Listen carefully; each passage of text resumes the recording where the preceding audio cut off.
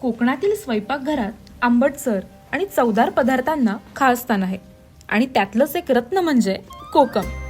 तर आज आपण बघणार आहोत पारंपरिक पद्धतीने बनवले जाणारे कोकम तीळ. प्रथम आपल्याला 8 ते 10 कोकम घेऊन ते अर्धा तास कोमट पाण्यात भिजत ठेवायचे. मग आपोआपच त्याचा अर्क हा पाण्यात उतरतो.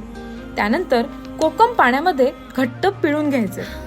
त्याच्यानंतर चवीपुरती मीठ, बारीक चिरलेली ओली मिरची, बारीक चिरलेली कोथिंबीर आणि बारीक चिरलेला लसूण हे सगळं मिश्रण मिठामध्ये चुरून घ्यायचं.